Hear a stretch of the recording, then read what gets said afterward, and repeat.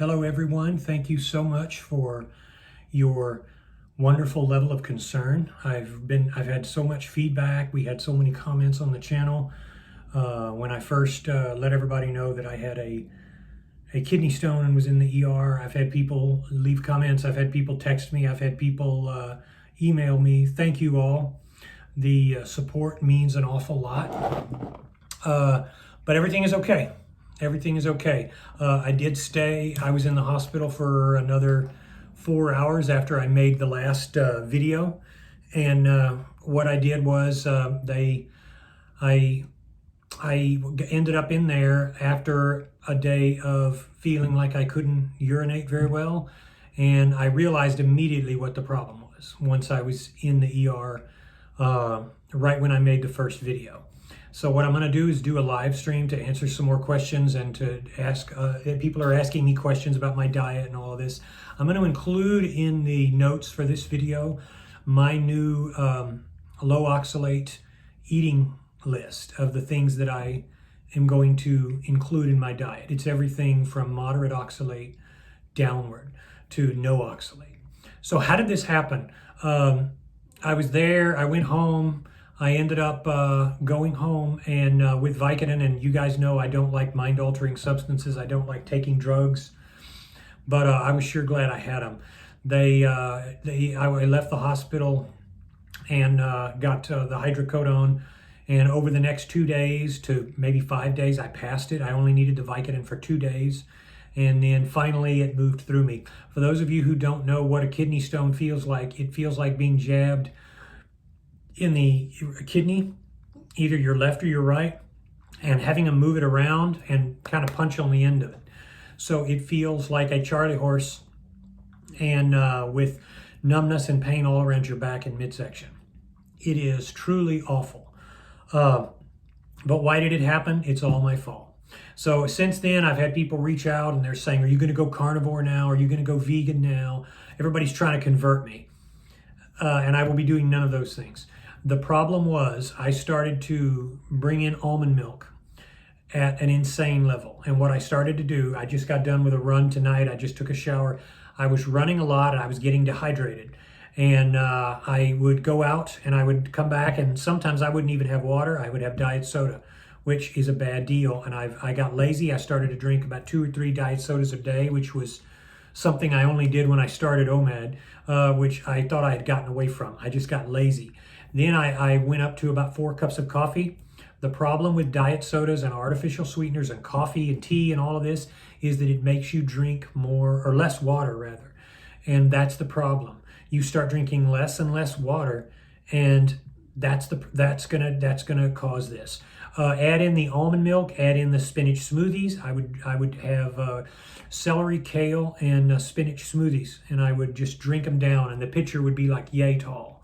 So we're talking, I would do that just in efforts to feel cleaner, since I don't get a lot of greens. I never have. I never like them, and I really don't like them now.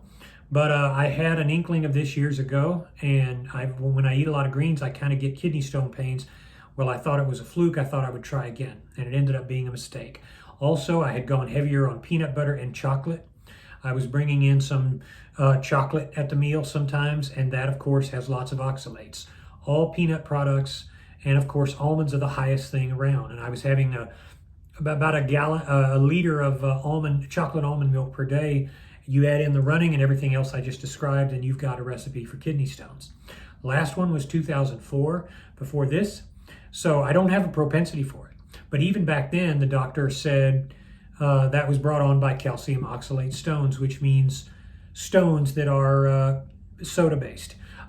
You'll hear a lot of misinformation on whether or not sodas and coffee cause kidney stones. They do. I've become somewhat of an expert on this subject now because I've just kind of had to be. I'm really not worried about it because the fault was mine. It was my own obsessive behavior and my own lack of reliance on what I tell you to be a moderate consumer of stuff like with caffeine. So what have I done? I've changed my diet nearly completely, or at least I've given it a really big overhaul. I've eliminated all caffeinated beverages. I've eliminated coffee. I've eliminated black tea. I've eliminated all diet sodas, Mio water, sparkling water, anything that is carbonated I've gotten rid of.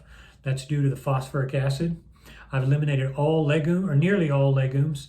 I'll allow occasional red lentils and black eyed peas, maybe some lima beans once in a while. The rest are too high in oxalate to consume right now, I feel. I've eliminated all nuts. I've eliminated all wheat and most breads. I've eliminated tomatoes, nightshades, which is including potatoes and peppers. And you guys know how much I love Mexican food in this part of the South here. What have I learned from this? 9/26. It was September the 26th. So I've been all this time, and I've had only water.